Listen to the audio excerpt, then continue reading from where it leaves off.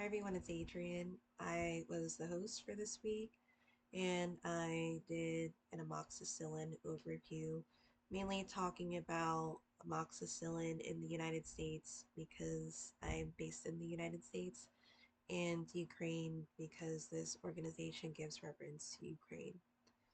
I'm gonna do this video a little differently. Um, I was planning on bringing up PowerPoint in this video. I'm going to read it from my other laptop, and I have some notes and we'll make some commentary. But I read based off of my um, Google account that it didn't have that function available, so I might download a program to help me with that. Before I get into the presentation, I did want to give a shout out again to Diana because she has helped me so much with this, um, and continues to help me. I had a lot of computer questions.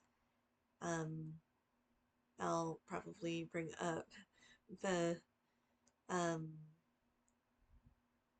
PowerPoint question, but she surprised me with some PowerPoint slides because I gave her an earlier draft of my writing for this meeting, and she was presenting and showing me something, and made some slides using information from the paper that I wrote, and it's always exciting to hear and know that somebody read what you wrote. So I mega appreciate it. I also appreciate one of the pharmacists in charge in the current pharmacy site that I'm at because she was proofreading the writing and allowed me to work on it during my downtime. I will say that when I was researching the information, I'm not sure if it's because of my search engine, but there weren't too many sites that came up for um, Ukraine and the amoxicillin. So I'm definitely open to anyone um, mentioning different websites or articles, and I'll definitely read about them, and I will continue and want to learn as much as I can. So that was the intro, and now I'll get into the presentation. So, amoxicillin overview, key milestones and challenges. Introduction. Amoxicillin is a widely used antibiotic from the penicillin class, more specifically the aminopenicillin class. Discovered in the early 20th century, it revolutionized treatment for bacterial infections due to its broad spectrum of activity. So we're going to talk about broad spectrum of activity a couple of times in this video. Amoxicillin is already considered broad spectrum of activity, so there's the possibility that it could treat a wider range of bacterial infections. And improved pharmacokinetics. This presentation covers its history, development, clinical use, ongoing challenges, such as antibiotic resistance, highlighting its significance in modern medicine. I chose the first picture to have the amoxicillin for oral suspension, which would have the powder in the bottle and it would have liquid added to it for reconstitution. The classic pink and the flavor that some take well to, so I thought that was nice to have there. The antibiotic era. It's slightly out of order. I just put one of the dates first, and then the rest of them are chronological. So, 1970s, amoxicillin was first introduced into medical use.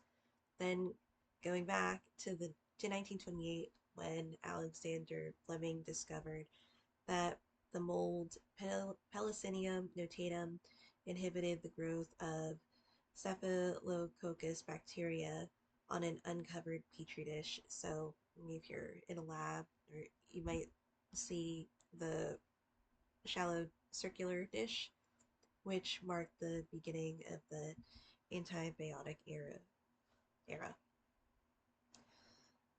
And then in the 1940s, mass production began, and the incentive was driven by Ernest Boris Chain and Howard Florey, setting the stage for later advancements that enhanced amoxicillin effectiveness and bioavailability. So, bioavailability when the medicine enters the body and it's being used, or is absorbed into the body and is being used.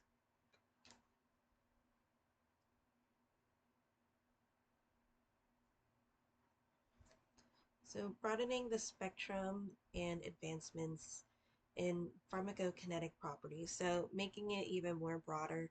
And just to say for some future slides, there are combinations to help with that as well. So, in the early 1970s, Beecham Research Laboratories, they're now part of GlaxoSmithKline, improved amoxicillin by modifying its chemical structure and making a broader spectrum of activity. This increased oral absorption, stability, so we're talking about oral absorption and bioavailability, stability and efficacy against a wider range of bacteria, both gram positive, well, examples being gram positive and gram negative bacteria. So when we're talking about gram positive and gram negative bacteria, um, those identify bacteria based off of their cell wall properties, and gram negative bacteria tends to be more resistant or difficult to treat. Um, and then gram positive generally more susceptible to antibiotics.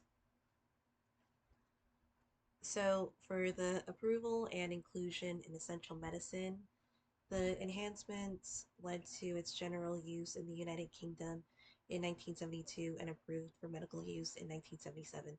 I thought this was an interesting slide, and again, it could be like an open ended question or assignment in case anybody has some things that they would like to add about Ukraine. I did see a date of 2022, but I feel like um, the use of amoxicillin may be further back than that. Um, but I do have those dates. And then the United States received approval in 1974 and was becoming a key antibiotic worldwide.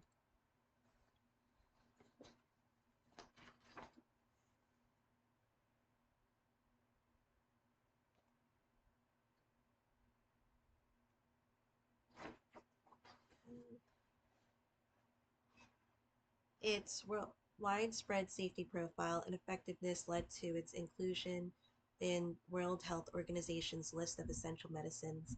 It quickly became a standard treatment for infections in the ear, urinary tract, skin, and the respiratory system. So, therapeutic application, mechanism in action, and drug forms.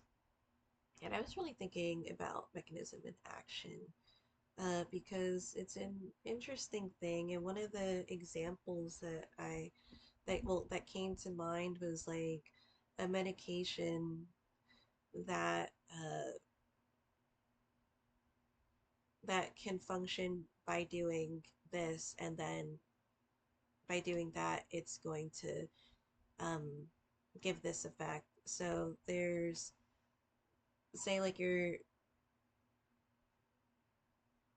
well, an elderly patient is getting prescribed medication and they have already degradation of dopamine, and then there's a medication that might be like an antipsychotic, which is a classification um, that functions by that degradation of dopamine.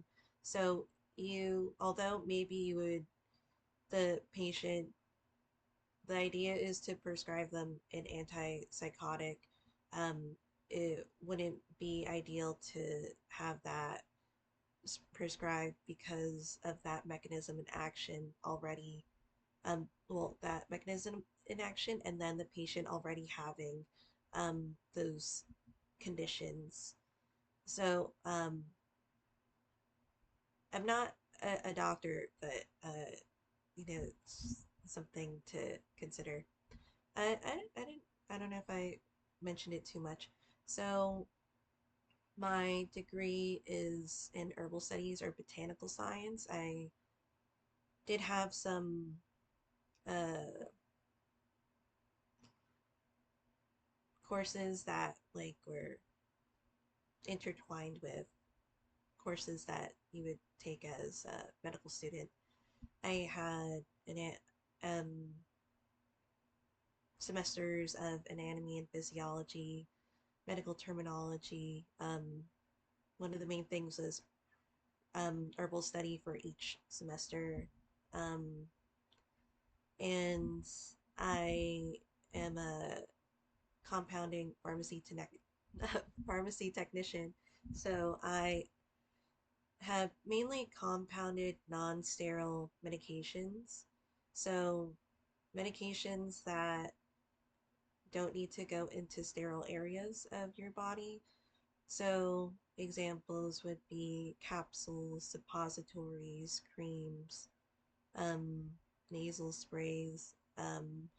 I was trained with to do sterile compounding, so it would be maybe like injectables or eye drops. So they would be different environments. Um, that's a little bit of my background, and I've done research papers for jobs as well, and some herbal consultations. I chose this because I felt like this was within my scope of practice.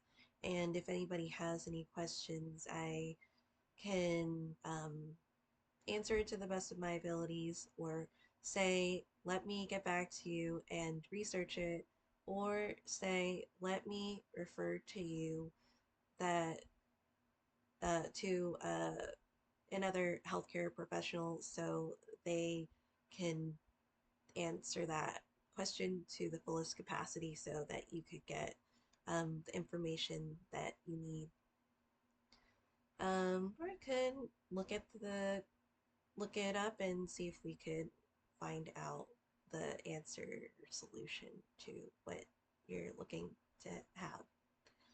So, going back to the slide, therapeutic application, mechanism in action, and drug forms. I had mentioned amoxicillin treats infections in the respiratory tract, skin, urinary tract, ears, nose, and throat. And it's interesting, just uh, to foresee with some of the things that it treats. You'll see it in some of the side effects and contraindication section. So it is often used in combination with drugs like clarithromycin. So mycin at the end of clarithromycin, MYCIN, being the suffix for macrolide antibiotic, and lansoprazole having the suffix prazole, PRAZOLE. There could be dialect differences, but those are the generics. Suffix for proton pump inhibitor, to treat Helicobacter pylori infections and duodenal ulcers. Let me see if I also have other things in my notes that I want to add as well. These combinations enhance effectiveness against resistant bacterial strains. So when we're thinking about something that resistance is kind of coming up well, it is coming up already, where bacteria may not, well, amoxicillin may not be as effective with treating a specific bacterial strain. So it works, well, the mechanism in action, it works by killing bacteria and inhibiting their growth. It's ineffective against viral infections because amoxicillin is for bacterial infections and mustn't be taken when it isn't needed. So if it's something to note, because if you take it when it's not needed, it can increase the resistance of the antibiotic for future treatments. Available forms, this is a little bit of an overview, but then I do have more information in my in the writing that I have. Available forms include capsules, chewables, and non-chewables. We go into um, talking about some things that can go into a chewable and non-chewable. Just a hint with aspartame. Extended release tablets, and when we're thinking about extended release tablets, the patient or the prescriber wants the effects to last for a longer duration of time instead of it just being kind of you get the effects like a immediate, or like maybe it's a little implicated because it doesn't say extended release. Um, so they wouldn't feel it, or this tends to be something that's common with like people or patients wanting to be prescribed with um, ADHD medication and wanting to have the effects last throughout the day, um, which would be helpful if, you know, it's being taken and then they're going to school. So there's also suspension powders. And as I was mentioning, with suspension powders, powder will have liquid added to it for and then it'll be reconstituted. So amoxicillin is also available with clavulanic acid. I'm mainly going to say clavulanic acid because it kind of rolls off the tongue more than clavulanate potassium. So it would be potassium salt of clavulanic salt.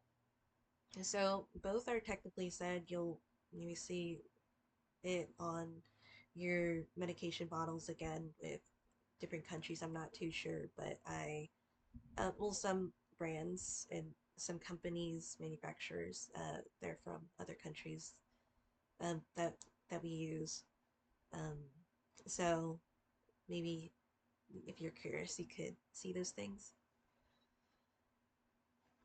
Prescription only status applies in the US and other countries, emphasizing proper use to prevent resistance. Again, with that note of not taking it when it isn't needed. So some of the things maybe to say for Ukraine, tablets would be available, and a brand that I saw was Kiev Med Preparat. Um, there's also Amoxil K, which is almost like the US Amoxil, with that brand name, and Augmentin. So Augmentin, you see that combination of the amoxicillin and clavulanic acid. And the combination would help with bacterial resistance. Then Ukraine has powder for suspensions as well as veterinary products, and those would include injectable solutions and oral powder. So, going into the resistance, antibiotic resistance remains a significant challenge and can lead to treatment failure. Notable resistance seen in Streptococcus pneumoniae when patients were being treated for pneumonia and other infections. And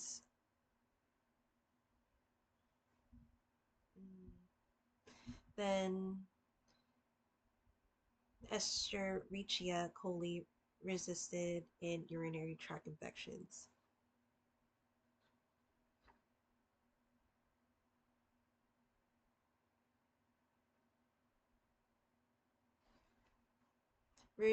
Resistance threatens treatment and effective efficacy and underscores the importance of responsible antibiotic use and continued research into new therapies to combat infections.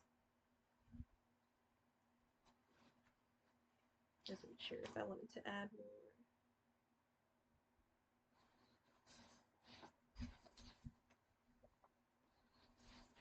but I am trying to be more, not to like blast through the reading because I tend to want to read fast. So with the next section, amoxicillin and clavulanic potassium. And I just wanted to add that I do title the, like with the slides, and then if I include amoxicillin, I'll capitalize it. If I include it in the title with clavulanic potassium, I'm going to capitalize it. Those are, it's technically a generic, so if it was in any other part of like maybe a sentence, I wouldn't need to do that. Um, but the combination can be prescribed to patients that have solely amoxicillin resistant infections. And augmentin or amoxicillin and clavulanic potassium, because that's the brand of that has those active ingredients, would help combat the resistance because it has an even broader spectrum of activity. It helps combat resistance with a broader spectrum of activity and may help patients that have bacterial infections that produce beta lactamase enzymes. And so now when we're combining both of them, they will clavulanic potassium is classified as a beta lactamase inhibitor, so that's combined with the classification of amoxicillin. So uh, the inhibitor would be of a benefit because the enzyme has the capability of breaking down amoxicillin. And those who take this medication are commonly more susceptible to side effects. Now, this was like a little bit of a tangent that I went into in the video where I was talking about maybe teas that you might find, or maybe like you wanted to combine a bunch of different herbs or plants. And there could be, like if you have a proprietary brand or blend that you buy from the store, like maybe you have like tea and it has a bunch of different herbs in it, um, it can be difficult for you to isolate what works for you and what you might be getting a reaction from. So I tend to think that it's helpful to have like maybe like 1 to 5 herbs that you try if you want to try like multiple at a time, just to see how your body responds to it. And typically with herbs and its therapeutic uses, we're taught that it's more for preventative treatment than treating the ailment itself. It's not usually as strong as modern medicine. Um, it's something that maybe you like take over time and then you see the results over time. So it's something to consider.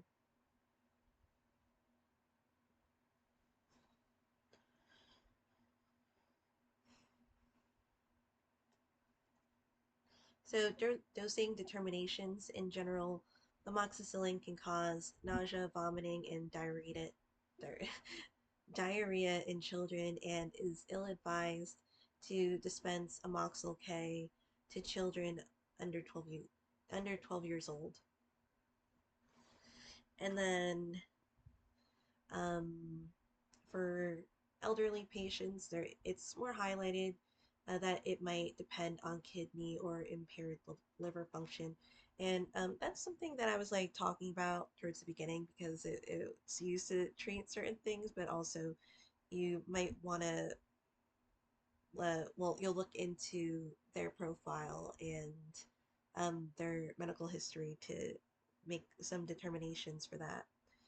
Um, Adjustments may not be necessary, but it's something to consider. So, other determinations are age, weight, specific bacterial infection being treated in response to the treatment. So, in response to the treatment, the patient is, how they're responding to the treatment. And some might take longer than others. So, some illnesses might take longer than others. And an example is osteomyelitis. Allergies are hopefully supposed to be determined before therapy, and amoxicillin isn't a medication to chew. You might want to swallow it whole, or well, you it it'd be common to swallow it whole or to cut it in half. So going into the side effects and contraindications, the back to like some of the allergies. Some of the main allergies is hypersensitivity to penicillin, cephalosporin, antibiotics, and B-lactams for augmentin, based off of its classification. In severe cases, patients could go through anaphylaxis, um, and I'm definitely aware of anaphylaxis. I don't get it with this medication, but I can get it with if I have too much milk products, especially like heavy cream and pasta, which I heard is not um is like it might be more like of a US thing where they add more heavy cream to pasta sauce, but I usually get hives from that. So, um, with anaphylaxis, some of the symptoms could be hives, breathing problems, trouble swallowing, swelling of the face, mouth, lips, tongue, eyes, hands, etc. after taking the medication. And it can also affect the stomach too. This was something specific as well with ampicillin-induced rash is a severe rash that can develop if a patient using amoxicillin has mononucleosis or mono. Um, and going back to the B-lactams, just a reminder that augmentin is classified as both a penicillin antibiotic and beta-lactamase inhibitor. And the chewable tablet is sweetened with aspartame, which forms phenylalanine. It isn't recommended for those who have phenylketonuria or PKU because there are a lot of abbreviated things in um, or acronyms in, is it an acronym? In medical in the medical world. May want to look that up, but with the letters representing things and hopefully representing the right things that I just said. So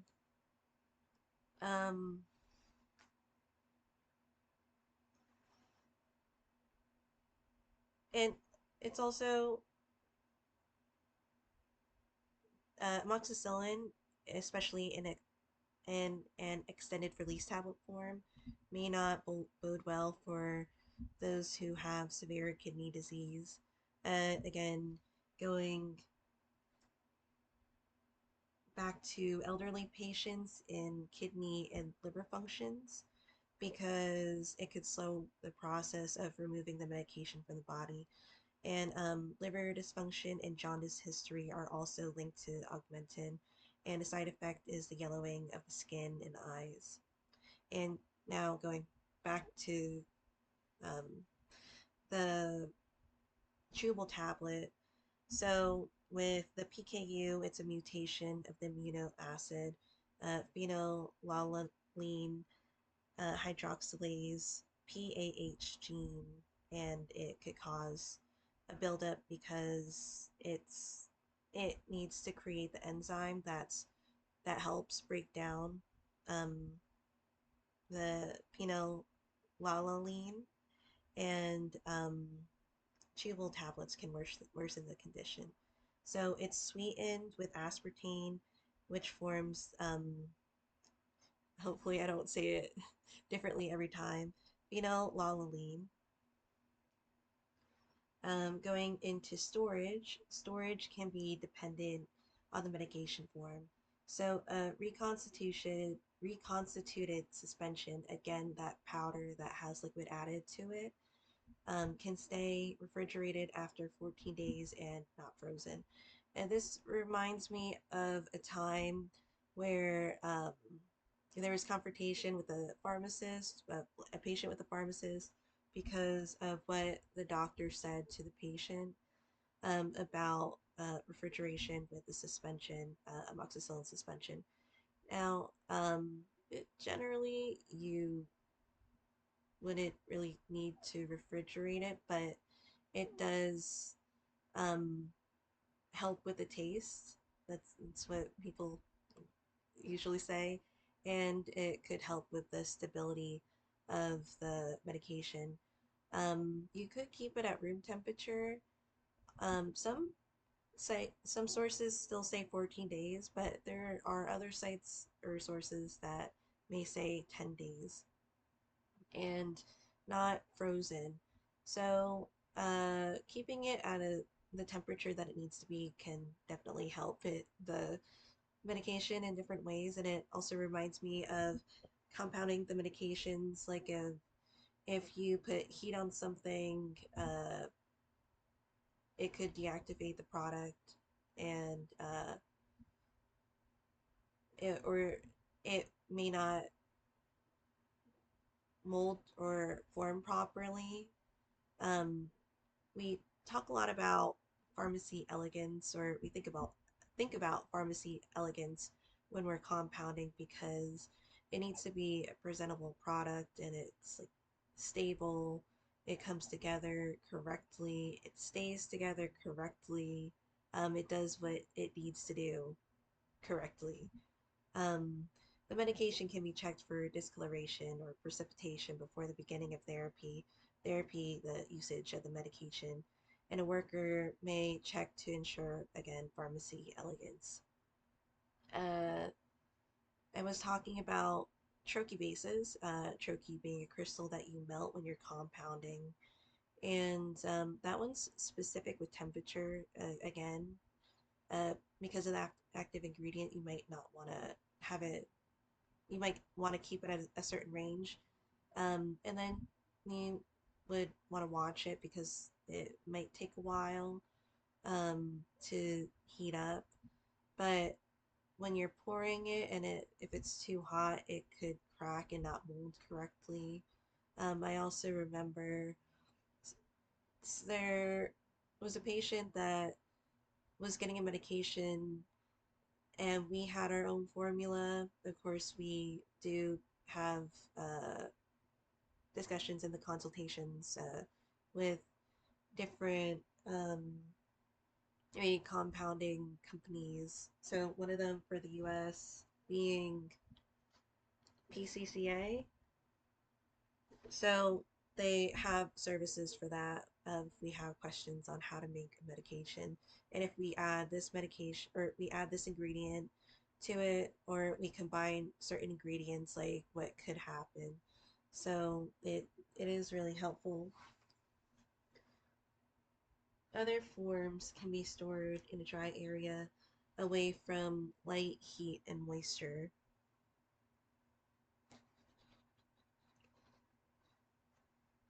And then going into the compositions of amoxicillin with clavulanic acid, with amoxicillin, and then amoxicillin, and this is, well, added. It's not and, but amoxicillin trihydrate. So there were some studies done on the composition of amoxicillin with clavulanic acid, um, its stability, particularly with water and combinations with aqueous solutions. And it can be said that amoxicillin and clavulanic acid are stable with neutral pH and can decrease depending on conditions, and maybe conditions that are acidic or alkaline. Amoxicillin alone is a semi-synthetic penicillin antibiotic. So due to its instability in its pure form. So that's where you're trying to see how you can enhance the medication, and even going all the way back to the beginning of the presentation where you talk about the chemical structure of amoxicillin.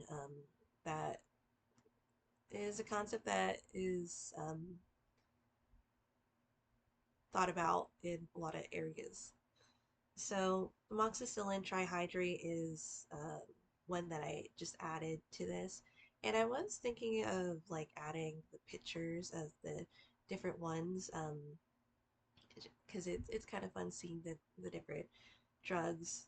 So amoxicillin trihydrate is a form that has enhanced stability and may help with more therapeutic outcomes because of its consistent potency and bioavailability. So again, that was like key points that well, broader spectrum of activity was there, and then the bioavailability, which they did improve with the oral suspension, and it's definitely a useful form for the route of administration in case somebody doesn't want another type of form. That's also something when you think about like with compounding too, like if there's the medication, but they're wanting it in a different form or wanting it in a different strength that isn't available on the market. That's what it could be. What you might want to have some medication compounded. Um, for the U.S., it typically isn't covered. Of course, it's not all the time, and it's on an individual basis. I've usually I usually have seen coverage with children and insurance companies, but again, it's on an individual basis. Alternatively, it's highly moisture sensitive that can break down in the presence of water. And then the trihydrate is a common pharmaceutical form. One of them, you might see it, it would be like the pink and the black capsule. Then there's the other pinks that are trihydrate, and it's medication combined with 3 molecules of water in its crystalline form, which enhances the stability as mentioned. And it makes it easier for pharmaceutical manufacturers to produce, store, and handle amoxicillin, and it can possibly help with more therapeutic outcomes. So it's also used for veterinary and again with human oral medications such as capsules and suspensions. And no, that's what I wrote. So then the conclusion is amoxicillin's development marked a pivotal advancement in antibiotic therapy providing broad spectrum effectiveness and improved patient compliance. Despite its success, ongoing challenges like antibiotic resistance require vigilant clinical use and innovation. Its historical and clinical significance solidifies its role as a cornerstone in infectious disease treatment worldwide. So, thank you so much for watching. I hope this was a helpful and fun video to watch. Um, hope to see you in another video.